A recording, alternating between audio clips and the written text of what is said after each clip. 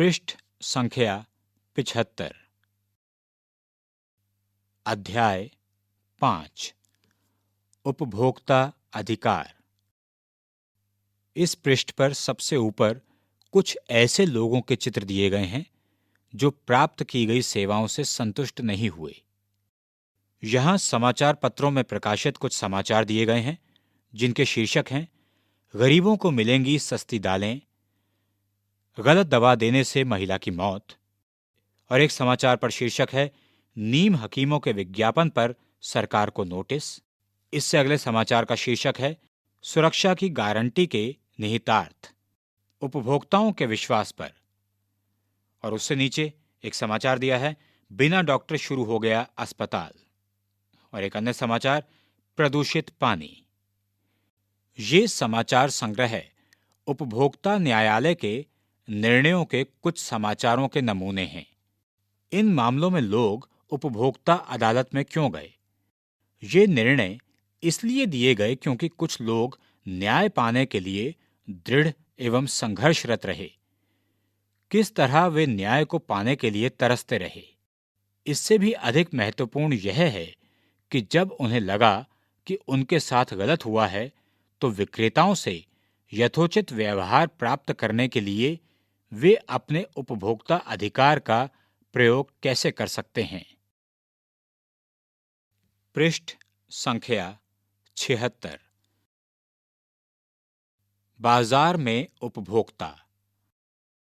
बाजार में हमारी भागीदारी उत्पादक और उपभोक्ता दोनों रूपों में होती है। वस्तुओं एवं सेवाओं के उत्पादक के रूप में हम पहले वर्णित कृषि उद्योग या सेवा जैसे क्षेत्रों में कार्यरत हो सकते हैं। उपभोक्ताओं की भागीदारी बाजार में तब होती है जब वे अपनी आवश्यकता अनुसार वस्तुओं या सेवाओं को खरीदते हैं। उपभोक्ता के रूप में लोगों द्वारा उपभोग किए जाने वाली ये अंतिम वस्तुएं होती हैं। पिछले अध्यायों में हमने विकास को बढ़ावा देने के लिए जरूरी नियमों और नियंत्रणों या इसके लिए उठाए गए कदमों की आवश्यकता का वर्णन किया है। इनका महत्व असंगठित क्षेत्र के मजदूरों की सुरक्षा के लिए उसी तरह हो सकता है जिस तरह साहूकारों द्वारा लगाए जाने वाले उच्च ब्याज दर से लोगों को बचाने के लिए नियमों और नियंत्रणों की जरूरत होती है। इसी प्रकार से पर्यावरण की सुरक्षा के लिए नियमों एवं विनियमों की आवश्यकता है। उदाहरण के लिए अनौपचारिक क्षेत्रों के साहूकार, जिनके बारे में आप पहले के अध्याय 3 में पढ़ चुके हैं, कर्जदार पर बंधन डालने के लिए तरह तरह के दांव पेच अपनाते हैं। सामयिक ऋण के कारण वे उत्पादक को उत्पाद निम्न दर पर बेचने के लिए मजबूर कर सकते हैं।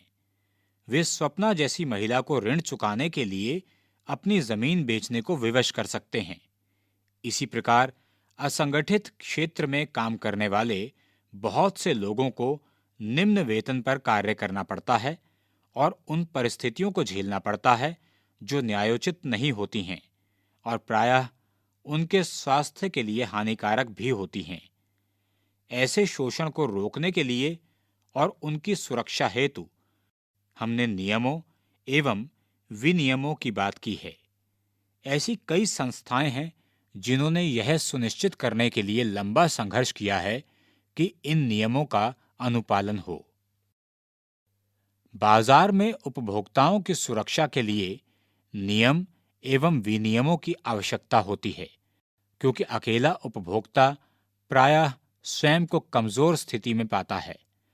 खरीदी गई वस्तु या सेवा के बारे में जब भी कोई शिकायत होती है तो विक्रेता सारा उत्तरदायित्व क्रेता पर डालने का प्रयास करता है।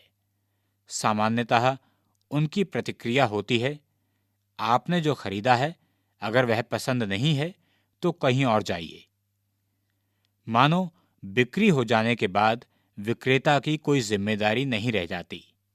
उपभोक्ता आंदोलन, जिसके बारे में हम आगे बात करेंगे, इस स्थिति को बदलने का एक प्रयास है। बाजार में शोषण कई रूपों में होता है। उदाहरण के लिए, कभी-कभी व्यापारी अनुचित व्यापार करने लग जाते हैं, जैसे दुकानदार उचित वजन से कम वजन तौलते हैं, या व्यापारी उन शुल्कों को जोड़ देते हैं जिनका वर्णन पहले ना किया गया हो, या मिलावटी, दोषपूर्ण वस्तुएं बेची जाती हैं। जब उत्पादक थोड़े और शक्तिशाली होते हैं और उपभोक्ता कम मात्रा में खरीदारी करते हैं और बिखरे हुए होते हैं, तो बाजार उचित तरीके से कार्य नहीं करता है। विशेष रूप से यह स्थिति तब होती है जब वस्तुओं का उत्पादन बड़ी कंपनियां कर रही हों। अधिक पूंजी वाली, शक्तिशाली और समृद्ध कंपनियां चालाकी पूर्वक बाजार को प्रभावित कर सकती हैं। उपभोक्ताओं को आकर्षित करने के लिए वे समय-समय पर मीडिया और अन्य स्रोतों से गलत सूचना देते हैं। उदाहरण के लिए, एक कंपनी ने यह दावा करते हुए कि माता के दूध से हमारा उत्पाद बेहतर है, सर्वाधिक वैज्ञानिक उत्पाद के रूप में शिशुओं के लिए दूध का पाउडर पूरे विश्व में कई वर्षों तक बेचा। इसी पृष्ठ पर एक चित्र दिया गया है जिसमें एक व्यक्ति अपने हाथ में एक इलेक्ट्रॉनिक उपकरण पकड़े हुए है और कह रहा है, उन्होंने जानबूझकर इसे ऐसा बनाया कि कुछ महीनों में ये बेकार हो जाए ताकि मुझे नया खरीदना पड़े। पृष्ठ संख्या 77। कई वर्षों के लगातार संघर्ष के बाद कंपनी को यह स्वीकार करना पड़ा कि वह झूठे दावे करती आ रही थी। इसी तरह सिगरेट उत्पादक कंपनियों से यह बात मनवाने के लिए कि उनका उत्पाद कैंसर का कारण हो सकता है, न्यायालय में लंबी लड़ाई लड़नी पड़ी। अतः उपभोक्ताओं की सुरक्षा सुनिश्चित करने के लिए नियम और विनियमों की आवश्यकता है। यहाँ एक चित्र दिया गया है जिसमें एक महिला सिगरेट पीते हुए एक व्यक्ति का चित्र देख रही है और कह रही है, सभी जानते हैं कि तंबाकू लोगों की जान लेता है, पर कौन कहे कि तंबाकू कंपनियों को तंबाकू बेचने की छूट नहीं देनी चाहिए। यही पूंजीवाद है। आओ इन पर विचार करें। 1. वे कौन से विभिन्न तरीके हैं जिनके द्वारा बाजार में लोगों का शोषण हो सकता है? 2. अपने अनुभव से एक ऐसे उदाहरण पर विचार करें जहां आपको यह लगा हो कि बाजार में धोखा दिया जा रहा था। कक्षा में चर्चा करें। 3. आपकी राय में उपभोक्ताओं की सुरक्षा के लिए सरकार की क्या भूमिका होनी चाहिए? उपभोक्ता आंदोलन। उपभोक्ता आंदोलन का प्रारंभ उपभोक्ताओं के असंतोष के कारण हुआ, क्योंकि विक्रेता कई अनुचित व्यावसायिक व्यवहारों में शामिल होते थे। बाजार में उपभोक्ता को शोषण से बचाने के लिए कोई कानूनी व्यवस्था उपलब्ध नहीं थी। लंबे समय तक जब एक उपभोक्ता एक विशेष ब्रांड, उत्पाद या दुकान से संतुष्ट नहीं होता था, तो सामान्यतः वह उस ब्रांड, उत्पाद को खरीदना बंद कर देता था या उस दुकान से खरीदारी करना बंद कर देता था। यह मान लिया जाता था कि यह उपभोक्ता की जिम्मेदारी है कि एक वस्तु या सेवा को खरीदते वक्त वह सावधानी बरते। संस्थाओं को लोगों में जागरूकता लाने में भारत और पूरे विश्व में कई वर्ष लग गए। इसने वस्तुओं और सेवाओं की गुणवत्ता सुनिश्चित करने की जिम्मेदारी विक्रेताओं पर भी डाल दी। भारत में सामाजिक बल के रूप में उपभोक्ता आंदोलन का जन्म अनैतिक और अनुचित व्यवसाय कार्यों से उपभोक्ताओं के हितों की रक्षा करने और प्रोत्साहित करने की आवश्यकता के साथ हुआ। अत्यधिक खाद्य कमी, जमाखोरी, कालाबाजारी, खाद्य पदार्थों एवं खाद्य तेल में मिलावट की वजह से 1960 के दशक में व्यवस्थित रूप से उपभोक्ता आंदोलन का उदय हुआ। 1970 के दशक तक उपभोक्ता संस्थाएं वृहद स्तर पर उपभोक्ता अधिकार से संबंधित आलेखों के लेखन और प्रदर्शनी का आयोजन का कार्य करने लगी थीं। उन्होंने सड़क यात्री परिवहन में अत्यधिक भीड़भाड़ और राशन दुकानों में होने वाले अनुचित कार्यों पर नजर रखने के लिए उपभोक्ता दल बनाया। हाल में भारत में उपभोक्ता दलों की संख्या में भारी वृद्धि हुई है। पृष्ठ संख्या 78। उपभोक्ता इंटरनेशनल। 1985 में संयुक्त राष्ट्र ने उपभोक्ता सुरक्षा के लिए संयुक्त राष्ट्र के दिशा निर्देशों को अपनाया। यह उपभोक्ताओं की सुरक्षा के लिए उपयुक्त तरीके अपनाने हेतु राष्ट्रों के लिए और ऐसा करने के लिए अपनी सरकारों को मजबूर करने हेतु उपभोक्ता की वकालत करने वाले समूहों के लिए एक हथियार था। अंतर्राष्ट्रीय स्तर पर यह उपभोक्ता आंदोलन का आधार बना। यह उपभोक्ताओं की सुरक्षा के लिए उपयुक्त तरीके अपनाने हेतु राष्ट्रों के लिए और ऐसा करने के लिए अपनी सरकारों को मजबूर करने हेतु उपभोक्ता की वकालत करने वाले समूहों के लिए एक हथियार था। अंतर्राष्ट्रीय स्तर पर यह उपभोक्ता आंदोलन का आधार बना। आज उपभोक्ता इंटरनेशनल 100 से भी अधिक देशों की 240 संस्थाओं की एक संरक्षक संस्था बन गई है। इन सभी प्रयासों के परिणाम स्वरूप यह आंदोलन वृहद स्तर पर उपभोक्ताओं के हितों के खिलाफ और अनुचित व्यवसाय शैली को सुधारने के लिए व्यावसायिक कंपनियों और सरकार दोनों पर दबाव डालने में सफल हुआ। 1986 में भारत सरकार द्वारा एक बड़ा कदम उठाया गया। यह उपभोक्ता सुरक्षा अधिनियम 1986 कानून का बनना था, जो COPRA के नाम से प्रसिद्ध है। आप COPRA के बारे में आगे पढ़ेंगे। आओ इन पर विचार करें। 1. उपभोक्ता दलों द्वारा कौन कौन से उपाय अपनाए जा सकते हैं? 2. नियम एवं कानून होने के बावजूद उनका अनुपालन नहीं होता है, क्यों? विचार विमर्श करें। पृष्ठ संख्या 79। उपभोक्ता अधिकार। सुरक्षा सबका अधिकार है। रेजी का कष्ट। रेजी मैथ्यू कक्षा 9 का एक स्वस्थ लड़का केरल के एक निजी चिकित्सालय में टॉन्सिल निकलवाने के लिए भर्ती हुआ। एक ENT सर्जन ने सामान्य बेहोशी की दवा देकर टॉन्सिल निकालने के लिए ऑपरेशन किया। अनुचित बेहोशी के कारण रेजी में दिमागी असामान्यता के लक्षण आ गए, जिसकी वजह से वह जीवन भर के लिए अपंग हो गया। उसके पिता ने चिकित्सा सेवा में की गलती और लापरवाही के लिए राज्य उपभोक्ता विवाद निवारण समिति में 5 लाख रुपए के मुआवजे का दावा किया। राज्य समिति ने यह कहकर मामला खारिज कर दिया कि सबूत पर्याप्त नहीं है। रेजी के पिता ने दिल्ली स्थित राष्ट्रीय उपभोक्ता विवाद निवारण समिति में पुनः अपील की। मामले की जांच करने के बाद राष्ट्रीय समिति ने अस्पताल को चिकित्सा में लापरवाही का दोषी पाया और हर्जाना देने का निर्देश दिया।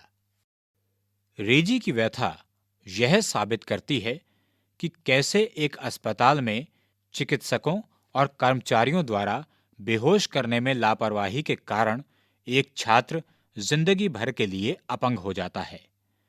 जब हम एक उपभोक्ता के रूप में बहुत सी वस्तुओं और सेवाओं का उपयोग करते हैं, तो हमें वस्तुओं के बाजारीकरण और सेवाओं की प्राप्ति के खिलाफ सुरक्षित रहने का अधिकार होता है, क्योंकि ये जीवन और संपत्ति के लिए खतरनाक होते हैं।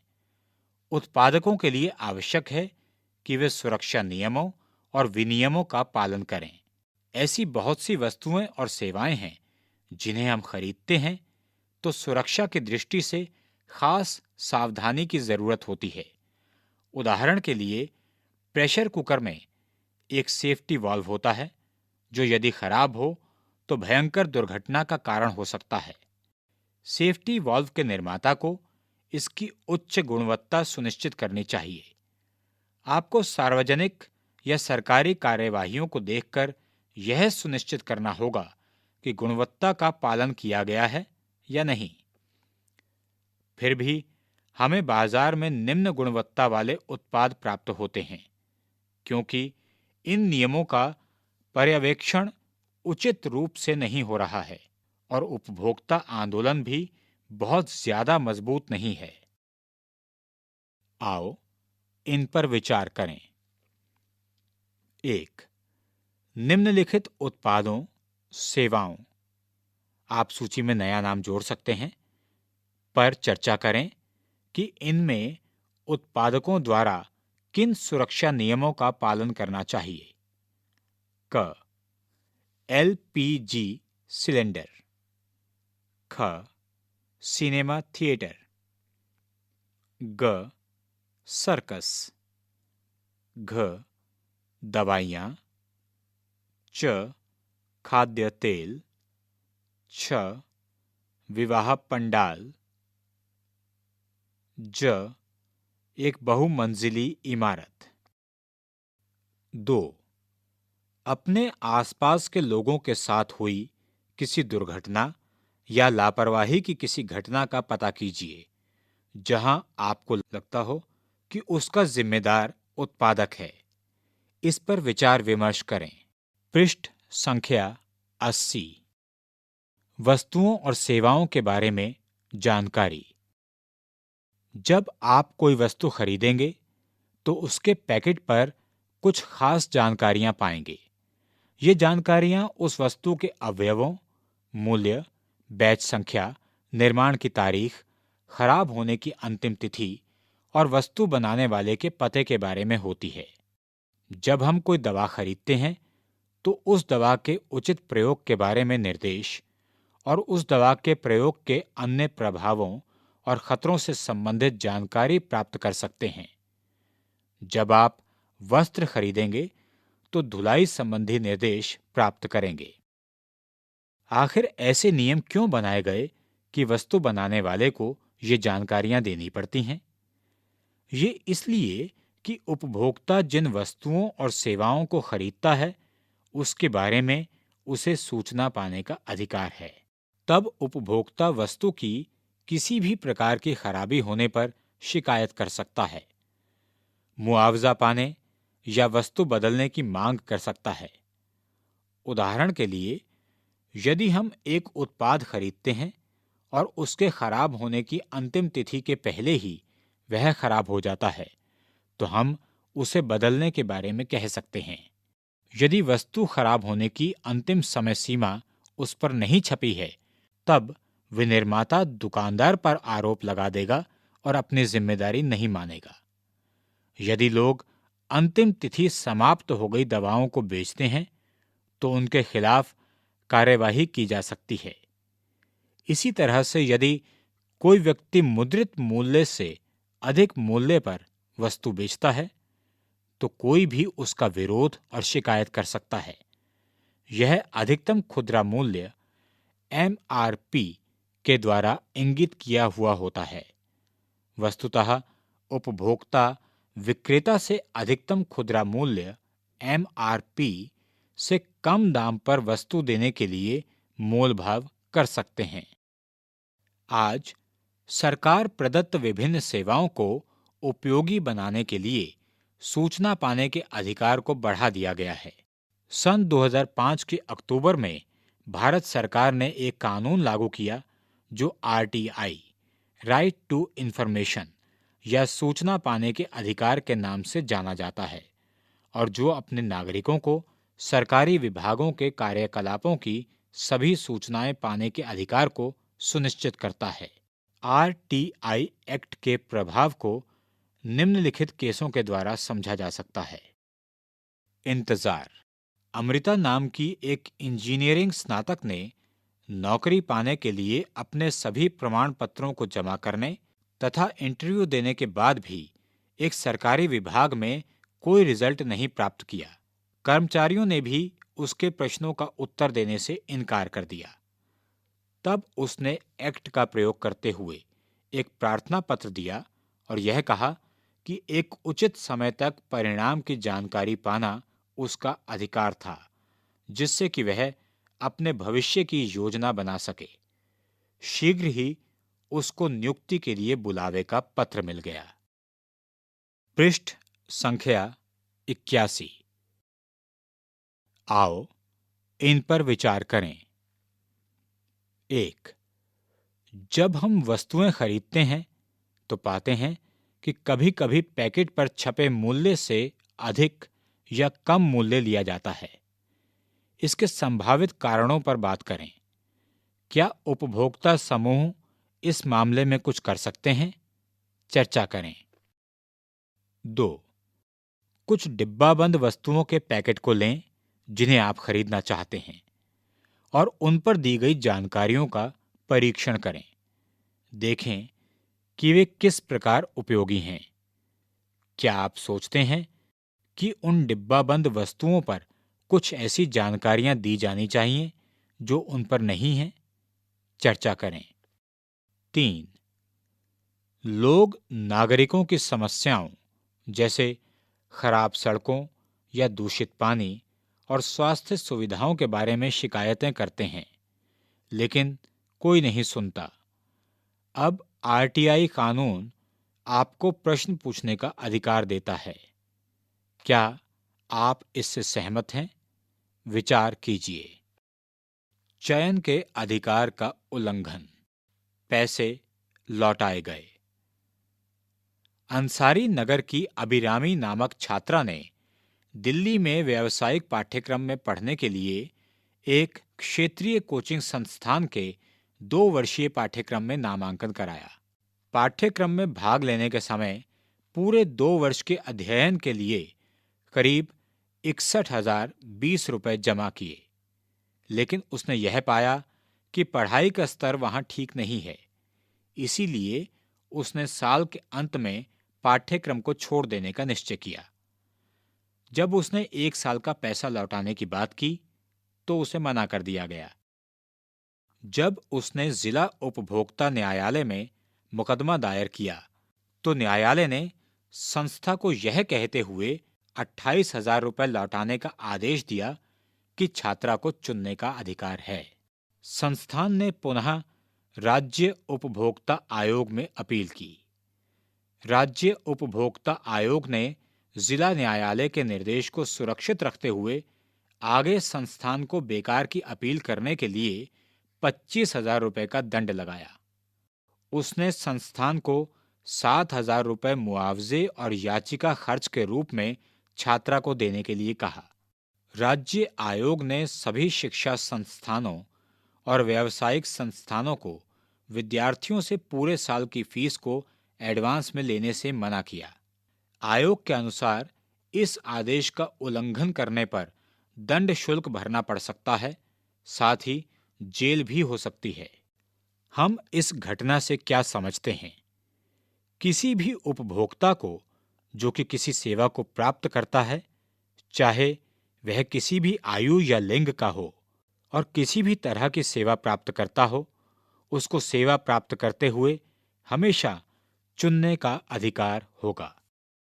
मान लीजिए आप एक दंत मंजन खरीदना चाहते हैं और दुकानदार कहता है कि वह केवल दंत मंजन तभी बेचेगा जब आप दंत मंजन के साथ एक ब्रश भी खरीदेंगे। अगर आप ब्रश खरीदने के इच्छुक नहीं हैं, तब आपके चुनने के अधिकार का उल्लंघन हुआ है। ठीक इसी तरह कभी-कभी जब आप नया गैस कनेक्शन लेते हैं तो गैस डीलर उसके साथ एक चूल्हा भी लेने के लिए दबाव डालता है। इस प्रकार कई बार हम पर उन वस्तुओं को खरीदने के लिए भी दबाव डाला जाता है जिनको खरीदने की हमारी इच्छा बिल्कुल नहीं होती, और तब आपके पास चुनाव के लिए कोई विकल्प नहीं होता। पृष्ठ संख्या 82। आओ इन पर विचार करें। यहाँ कुछ ऐसी वस्तुओं के लुभाने वाले विज्ञापन दिए गए हैं जिन्हें हम बाजार से खरीदते हैं। इनमें वास्तव में क्या कोई ऐसा विज्ञापन है जो सचमुच में उपभोक्ताओं को लाभ पहुंचाता हो? इस पर विचार विमर्श कीजिए। प्रत्येक 500 ग्राम के पैक पर 15 ग्राम की अतिरिक्त छूट। अखबार के ग्राहक बने, साल के अंत में उपहार पाएं। खुरचिए और 10 लाख तक का इनाम जीतिए। 500 ग्राम ग्लूकोज डिब्बे के भीतर एक दूध का चॉकलेट। पैकेट के भीतर एक सोने का सिक्का। 2000 रुपए तक का जूता खरीदें और 500 रुपए तक का एक जोड़ी जूता मुफ्त पाएं। इन उपभोक्ताओं को न्याय पाने के लिए कहां जाना चाहिए? रेजी मैथ्यू और अभिरामी के प्रकरणों को पुनः पढ़ें, जो पिछले अध्यायों में दिया जा चुका है। वे कुछ उदाहरण हैं जिनमें उपभोक्ताओं के अधिकारों की अवहेलना की गई है। ऐसी घटनाएं अक्सर हमारे देश में घटित होती रहती हैं। इस स्थिति में इन उपभोक्ताओं को न्याय पाने के लिए कहां जाना चाहिए? उपभोक्ताओं को अनुचित सौदेबाजी और शोषण के विरुद्ध क्षतिपूर्ति निवारण का अधिकार है। यदि एक उपभोक्ता को कोई क्षति पहुंचाई जाती है, तो क्षति की मात्रा के आधार पर उसे क्षतिपूर्ति पाने का अधिकार होता है। इस कार्य को पूरा करने के लिए एक आसान और प्रभावी जन प्रणाली बनाने की आवश्यकता है। आप यह जानने के लिए इच्छुक होंगे कि कैसे एक पीड़ित व्यक्ति अपनी क्षतिपूर्ति प्राप्त करता है। अब हम श्री प्रकाश के मामले को लेते हैं। इन्होंने अपनी बेटी की शादी के लिए अपने गांव एक मनी ऑर्डर भेजा। उनकी बेटी को जब इन पैसों की जरूरत थी, तब पैसे प्राप्त नहीं हुए। यहां तक कि महीनों बाद भी नहीं पहुंचे। प्रकाश ने नई दिल्ली की एक जिला स्तर की उपभोक्ता अदालत में मुकदमा दर्ज किया। उन्होंने जो कदम उठाए वे सभी विस्तार से नीचे दिए जा रहे हैं। इसके बाद नीचे कुछ चित्र हैं। पहले चित्र में प्रकाश मनी ऑर्डर भेजने के लिए पोस्ट ऑफिस जा रहा है। दूसरे चित्र में प्रकाश फोन कर रहा है और उसे यह पता चलता है कि रुपए उसकी बेटी को नहीं मिले हैं। पृष्ठ संख्या 83। तीसरे चित्र में प्रकाश मनी ऑर्डर के बारे में पोस्ट ऑफिस में पूछताछ कर रहा है। चौथे चित्र में पोस्ट ऑफिस द्वारा प्रकाश के प्रश्नों का संतोषजनक उत्तर नहीं दिया गया। पांचवें चित्र में प्रकाश क्षेत्रीय उपभोक्ता संरक्षण परिषद में सलाह लेने के लिए जा रहा है। छठे चित्र में एक रजिस्ट्रेशन फॉर्म दिखाया गया है जो प्रकाश ने लिया मुकदमा दर्ज करने के लिए और उसे भरा। सातवें चित्र में प्रकाश अदालत में मुकदमे पर स्वयं बहस कर रहा है। आठवें चित्र में अदालत के जज दस्तावेजों का सत्यापन कर रहे हैं और नवें चित्र में जज अदालत का फैसला सुना रहे हैं। पृष्ठ संख्या 84। भारत में उपभोक्ता आंदोलन ने विभिन्न संगठनों के निर्माण में पहल की है, जिन्हें सामान्यतः उपभोक्ता अदालत या उपभोक्ता संरक्षण परिषद के नाम से जाना जाता है। ये उपभोक्ताओं का मार्गदर्शन करती हैं कि कैसे उपभोक्ता अदालत में मुकदमा दर्ज कराएं। बहुत से अवसरों पर ये उपभोक्ता अदालत में व्यक्ति विशेष यानी उपभोक्ता का प्रतिनिधित्व भी करते हैं। ये स्वयंसेवी संगठन जनता में जागरूकता पैदा करने के लिए सरकार से वित्तीय सहायता भी प्राप्त करते हैं। यदि आप एक आवासीय कॉलोनी में रहते हैं तो आपने निवासी कल्याण संघ का नामपट्ट अवश्य देखा होगा। यदि उनके किसी सदस्य के साथ कोई अनुचित व्यावसायिक कार्रवाई होती है तो उनकी तरफ से संस्था मामले को देखती है। कोपरा के अंतर्गत उपभोक्ता विवादों के निपटारे के लिए जिला, राज्य और राष्ट्रीय स्तरों पर एक त्रिस्तरीय न्यायिक तंत्र स्थापित किया गया है। जिला सत्र का न्यायालय 20 लाख तक के दावों से संबंधित मुकदमों पर विचार करता है। राज्य स्तरीय अदालतें 20 लाख से 1 करोड़ तक और राष्ट्रीय स्तर की अदालतें 1 करोड़ से ऊपर की दावेदारी से संबंधित मुकदमों को देखती हैं। यदि कोई मुकदमा जिला स्तर के न्यायालय में खारिज कर दिया जाता है तो उपभोक्ता राज्य स्तर के न्यायालय में और उसके बाद राष्ट्रीय स्तर के न्यायालय में भी अपील कर सकता है। इस प्रकार अधिनियम ने उपभोक्ता के रूप में उपभोक्ता न्यायालय में प्रतिनिधित्व का अधिकार देकर हमें समर्थ बनाया है। आओ इन पर विचार करें। निम्नलिखित को सही क्रम में रखें। क. अरिता जिला उपभोक्ता अदालत में एक मुकदमा दायर करती है। ख. वह शिकायत के लिए पेशेवर व्यक्ति से मिलती है। ग. वह महसूस करती है कि दुकानदार ने उसे दोष युक्त सामग्री दी है। घ. वह अदालती कार्यवाहियों में भाग लेना शुरू कर देती है। अंग. वह शाखा कार्यालय में जाती है और डीलर के विरुद्ध शिकायत दर्ज करती है, लेकिन कोई प्रभाव नहीं पड़ता। च. अदालत के समक्ष पहले उससे बिल और वारंटी प्रस्तुत करने के लिए कहा गया। छ. वह एक खुदरा विक्रेता से दीवार घड़ी खरीदती है। ज. कुछ ही महीनों के भीतर न्यायालय ने खुदरा विक्रेता को आदेश दिया कि उसकी पुरानी दीवार घड़ी की जगह बिना कोई अतिरिक्त मूल्य लिए उसे एक नई घड़ी दी जाए। जागरूक उपभोक्ता बनने के लिए आवश्यक बातें। यहां जागो ग्राहक जागो शीर्षक से एक चित्र दिया गया है जिसमें वायु प्रदूषण, जल प्रदूषण और ध्वनि प्रदूषण के विरुद्ध उपभोक्ता को जागरूक किया गया है। जागरूक उपभोक्ता बनने के लिए आवश्यक बातें। जब हम विभिन्न वस्तुएं और सेवाएं खरीदते वक्त उपभोक्ता के रूप में अपने अधिकारों के प्रति सचेत होंगे, तब हम अच्छे और बुरे में फर्क करने तथा श्रेष्ठ चुनाव करने में सक्षम होंगे। एक जागरूक उपभोक्ता बनने के लिए निपुणता और ज्ञान प्राप्त करने की जरूरत होती है। हम अपने अधिकारों के प्रति सचेत कैसे हों? निम्नलिखित पृष्ठ और पहले के पृष्ठों के विज्ञापनों को देखें। आप क्या सोचते हैं? पृष्ठ संख्या 85। कोपरा अधिनियम ने केंद्र और राज्य सरकारों में उपभोक्ता मामलों के अलग विभागों को स्थापित करने में मुख्य भूमिका अदा की है। आप जो विज्ञापन देख चुके हैं वह एक उदाहरण है जिसके द्वारा सरकार कानूनी प्रक्रिया के बारे में नागरिकों को अवगत कराती है, जिसका वे प्रयोग कर सकते हैं।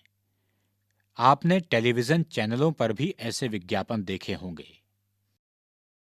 यहां जागो ग्राहक जागो शीर्षक से एक चित्र और दिया गया है जिसमें महात्मा गांधी चरखा कातते हुए दिखाए गए हैं और इस चित्र के नीचे महात्मा गांधी का एक कथन दिया गया है जो इस प्रकार है कि एक ग्राहक दुकानदार पर आश्रित नहीं है, बल्कि दुकानदार ग्राहक पर आश्रित है। ISI और एगमार्क। विभिन्न वस्तुएं खरीदते समय आपने आवरण पर लिखे अक्षरों ISI, एगमार्क या हॉलमार्क के शब्द चिन्ह अर्थात लोगो को अवश्य देखा होगा। जब उपभोक्ता कोई वस्तु या सेवाएं खरीदता है तो ये शब्द चिन्ह और प्रमाण चिन्ह उन्हें अच्छी गुणवत्ता सुनिश्चित कराने में मदद करते हैं। ऐसे संगठन जो कि अनुवीक्षण तथा प्रमाण पत्रों को जारी करते हैं, उत्पादकों को उनके द्वारा श्रेष्ठ गुणवत्ता पालन करने की स्थिति में शब्द चिन्ह प्रयोग करने की अनुमति देते हैं। यद्यपि ये संगठन बहुत से उत्पादों के लिए गुणवत्ता का मानदंड विकसित करते हैं, लेकिन सभी उत्पादकों के लिए इन मानदंडों का पालन करना जरूरी नहीं होता। फिर भी कुछ उत्पाद जो उपभोक्ता की सुरक्षा और स्वास्थ्य को प्रभावित करते हैं या जिनका उपयोग बड़े पैमाने पर होता है, जैसे कि एलपीजी सिलेंडर्स, खाद्य रंग और उसमें प्रयुक्त सामग्री, सीमेंट, बोतलबंद पेयजल आदि, इनके उत्पादन के लिए यह अनिवार्य होता है कि उत्पादक इन संगठनों से प्रमाण पत्र प्राप्त करे। यहाँ विभिन्न वस्तुओं पर आईएसआई, एगमार्क या हॉलमार्क के शब्द चिन्ह दिखाए गए हैं। पृष्ठ संख्या 86। आओ इन पर विचार करें। 1. इस अध्याय के पोस्टरों के कार्टूनों को देखें। एक उपभोक्ता के दृष्टिकोण से किसी वस्तु विशेष की उससे संबंधित विभिन्न पहलुओं पर विचार करें। इसके लिए एक पोस्टर बनाएं। 2. अपने क्षेत्र के निकटतम उपभोक्ता अदालत का पता करें। 3. उपभोक्ता संरक्षण परिषद एवं उपभोक्ता अदालत में क्या अंतर है। 4. उपभोक्ता सुरक्षा अधिनियम 1986 एक उपभोक्ता को निम्नलिखित अधिकार प्रदान करता है। क. चयन का अधिकार। ख. सूचना का अधिकार। ग. निवारण का अधिकार। घ. प्रतिनिधित्व का अधिकार। च. सुरक्षा का अधिकार। छ. उपभोक्ता शिक्षा का अधिकार। निम्नलिखित मामलों को उनके सामने दिए गए खानों में अलग शीर्षक और चिन्ह के साथ श्रेणीबद्ध करें। क. लता को एक नए खरीदे गए आयरन प्रेस से विद्युत का झटका लगा। उसने तुरंत दुकानदार से शिकायत की। ख. जॉन विगत कुछ महीनों से MTNL द्वारा दी गई सेवाओं से असंतुष्ट है। उसने जिला स्तरीय उपभोक्ता फोरम में मुकदमा दर्ज कराया। ग. तुम्हारे मित्र ने एक दवा खरीदी जो समाप्ति तारीख एक्सपायरी डेट पार कर चुकी है और तुम उसे शिकायत दर्ज करने की सलाह दे रहे हो। घ. इकबाल कोई भी सामग्री खरीदने से पहले उसके आवरण पर दी गई सारी जानकारियों की जांच करता है। च. आप अपने क्षेत्र के केबल ऑपरेटर द्वारा दी जाने वाली सेवाओं से असंतुष्ट हैं, लेकिन आपके पास कोई विकल्प नहीं है। छ. आपने ये महसूस किया कि दुकानदार ने आपको खराब कैमरा दिया है। आप मुख्य कार्यालय में दृढ़ता से शिकायत करते हैं। 5. यदि मानकीकरण वस्तुओं की गुणवत्ता को सुनिश्चित करता है, तो क्यों बाजार में बहुत सी वस्तुएं बिना ISI अथवा एगमार्क प्रमाणन के मौजूद हैं। 6. हॉलमार्क या ISI प्रमाणन उपलब्ध कराने वालों के बारे में जानकारी प्राप्त करें। उपभोक्ता आंदोलन को आगे बढ़ाने के संबंध में 24 दिसंबर भारत में राष्ट्रीय उपभोक्ता दिवस के रूप में मनाया जाता रहा है। 1986 में इसी दिन भारतीय संसद ने उपभोक्ता संरक्षण अधिनियम पारित किया था। भारत उन देशों में से एक है जहां उपभोक्ता संबंधित समस्याओं के निवारण के लिए विशिष्ट न्यायालय है। भारत में उपभोक्ता आंदोलन ने संगठित समूहों की संख्या और उनकी कार्यविधियों के मामले में कुछ तरक्की की है। आज देश में 700 से अधिक उपभोक्ता संगठन हैं, जिनमें से केवल 20-25 ही अपने कार्यों के लिए पूर्ण संगठित और मान्यता प्राप्त हैं। फिर भी उपभोक्ता निवारण प्रक्रिया जटिल, खर्चीली और समय साध्य साबित हो रही है। कई बार उपभोक्ताओं को वकीलों का सहारा लेना पड़ता है। ये मुकदमे अदालती कार्रवाइयों में शामिल होने और आगे बढ़ने आदि में काफी समय लेते हैं। पृष्ठ संख्या 87। अधिकांश खरीदारियों के समय रसीद नहीं दी जाती है। ऐसी स्थिति में प्रमाण जुटाना आसान नहीं होता। इसके अलावा बाजार में अधिकांश खरीदारियां छोटी फुटकर दुकानों से होती हैं। दोषयुक्त उत्पादों से पीड़ित उपभोक्ताओं की क्षतिपूर्ति के मुद्दे पर मौजूदा कानून भी बहुत स्पष्ट नहीं है। कोपरा के अधिनियम के 20 वर्ष बाद भी भारत में उपभोक्ता ज्ञान बहुत धीरे धीरे फैल रहा है। श्रमिकों के हितों की रक्षा के लिए कानूनों के लागू होने के बावजूद खास तौर से असंगठित क्षेत्र में ये कमजोर हैं। इस प्रकार बाजारों के कार्य करने के लिए नियमों और विनियमों का प्रायः पालन नहीं होता। फिर भी उपभोक्ताओं को अपनी भूमिका और अपना महत्व समझने की जरूरत है। यह अक्सर कहा जाता है कि उपभोक्ताओं की सक्रिय भागीदारी से ही उपभोक्ता आंदोलन प्रभावी हो सकता है। इसके लिए स्वैच्छिक प्रयास और सबकी साझेदारी से युक्त संघर्ष की जरूरत है। अभ्यास 1। बाजार में नियमों और विनियमों की आवश्यकता क्यों पड़ती है? कुछ उदाहरणों के द्वारा समझाएं। 2। भारत में उपभोक्ता आंदोलन की शुरुआत किन कारणों से हुई? इसके विकास के बारे में पता लगाएं। 3। 2 उदाहरण देकर उपभोक्ता जागरूकता की जरूरत का वर्णन करें। 4। कुछ ऐसे कारकों की चर्चा करें जिनसे उपभोक्ताओं का शोषण होता है। 5। उपभोक्ता सुरक्षा अधिनियम 1986 के निर्माण की जरूरत क्यों पड़ी? 6। अपने क्षेत्र के बाजार में जाने पर उपभोक्ता के रूप में अपने कुछ कर्तव्यों का वर्णन करें। 7। मान लीजिए आप शहद की एक बोतल और बिस्किट का एक पैकेट खरीदते हैं। खरीदते समय आप कौन सा लोगो या शब्द चिन्ह देखेंगे और क्यों? 8। भारत में उपभोक्ताओं को समर्थ बनाने के लिए सरकार द्वारा किन कानूनी मानदंडों को लागू करना चाहिए? 9। उपभोक्ताओं के कुछ अधिकारों को बताएं और प्रत्येक अधिकार पर कुछ पंक्तियां लिखें। 10। उपभोक्ता अपनी एकजुटता का प्रदर्शन कैसे कर सकते हैं? 11।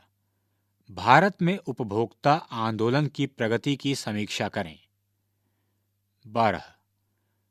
निम्नलिखित को सुमेलित करें। 1। एक उत्पाद के घटकों का विवरण।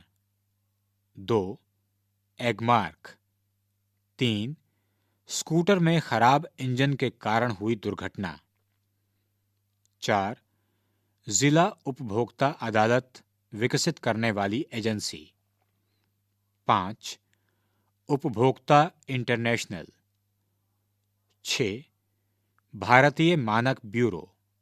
अब जो वाक्य पढ़ रहा हूं, आपको इन वाक्यों को आगे पढ़े जाने वाले वाक्यों से सुमेलित करना है। क। सुरक्षा का अधिकार। ख। उपभोक्ता मामलों में संबंध। ग। अनाजों और खाद्य तेल का प्रमाण। घ। उपभोक्ता कल्याण संगठनों की अंतर्राष्ट्रीय संस्था। अंग। सूचना का अधिकार। च। वस्तुओं और सेवाओं के लिए मानक। अंग। सूचना का अधिकार। च। वस्तुओं और सेवाओं के लिए मानक। पृष्ठ संख्या 88। प्रश्न संख्या 13।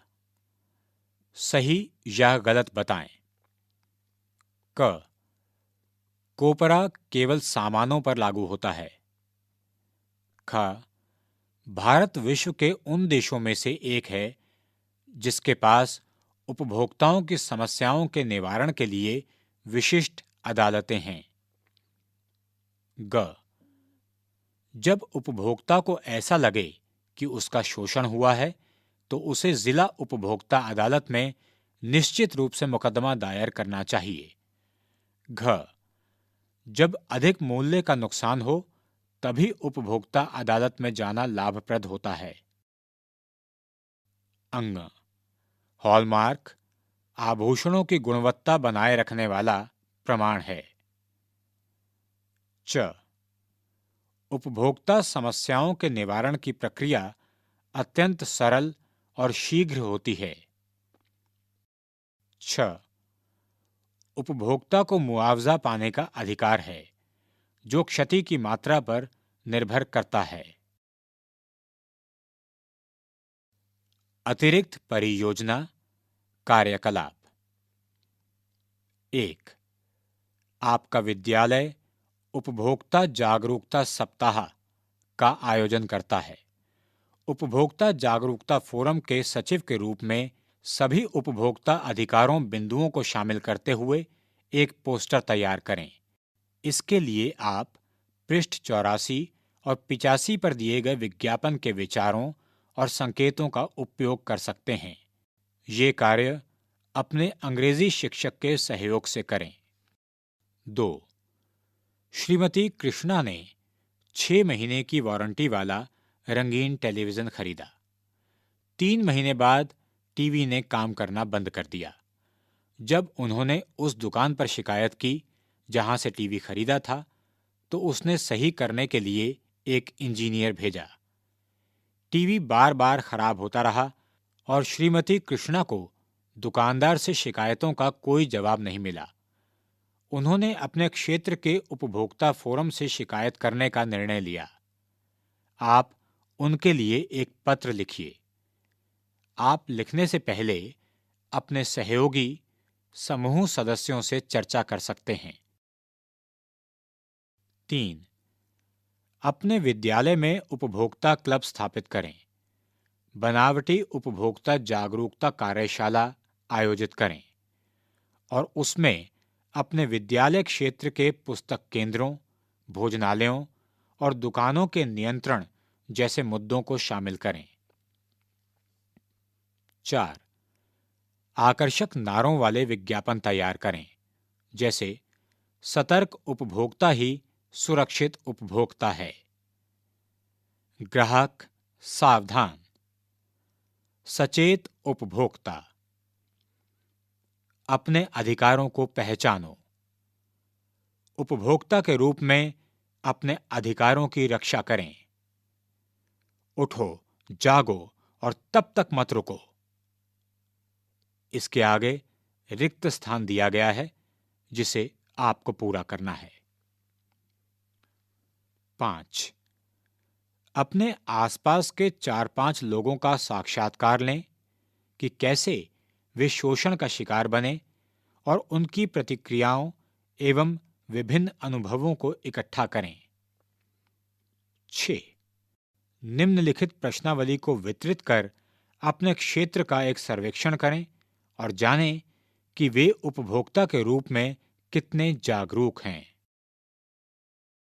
पृष्ठ संख्या 89। इस पृष्ठ पर एक प्रश्नावली दी गई है। प्रत्येक प्रश्न के लिए किसी एक पर निशान लगाना है। इसके लिए 3 विकल्प हैं: क हमेशा, ख कभी कभी, ग कभी नहीं। और प्रश्न इस प्रकार हैं। 1. जब आपने कोई सामान खरीदा तो आपने रसीद की मांग की। 2. क्या आपने रसीद को सुरक्षित रखा? 3. जब आपको ऐसा लगा कि आप दुकानदार द्वारा ठगे गए हैं तो आपने उससे शिकायत की। 4. क्या आप उसे यह बताने में सफल हुए कि आप छले गए हैं? 5. क्या आप खुद को यह समझाकर संतुष्ट हो जाते हैं कि यह आपका दुर्भाग्य है कि अक्सर आप ठगे जाते हैं और इसमें कुछ नया नहीं है। 6. क्या आप ISI चिन्ह, समाप्ति तिथि आदि की जांच करते हैं? 7. अगर समाप्ति तिथि मात्र 1 महीना या उसके आसपास हो तो क्या आप ताजे पैकेट की मांग करते हैं? 8. क्या आप नए गैस सिलेंडर या पुराने अखबारों को खरीदने बेचने से पहले खुद वजन की जांच करते हैं? 9. जब सब्जी विक्रेता वास्तविक बाट के स्थान पर पत्थरों का उपयोग करता है तो क्या आप विरोध करते हैं? 10. क्या अत्यधिक चटकीले रंगों वाली सब्जियां आपके संदेह को बढ़ाती हैं? 11. क्या आप ब्रांड की जानकारी रखते हैं? 12. क्या आप अधिक कीमत को उच्च गुणवत्ता का मानक मानते हैं? इससे आपको लगता है कि अंततः आपने बहुत ज्यादा भुगतान नहीं किया? 13. क्या आप आकर्षक प्रस्तावों पर बेहिचक प्रतिक्रिया करते हैं? 14. आपने किसी वस्तु के लिए जो मूल्य दिया उसकी तुलना दूसरों के द्वारा उसके लिए दिए गए मूल्य से करते हैं? 15. क्या आपको पूरा यकीन है कि आपका दुकानदार आप जैसे स्थायी ग्राहकों को कभी नहीं ठगता? 16.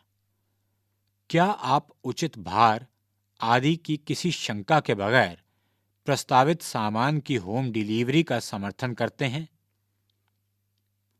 17. ऑटो से यात्रा करते समय आप मीटर से चलने की मांग करते हैं?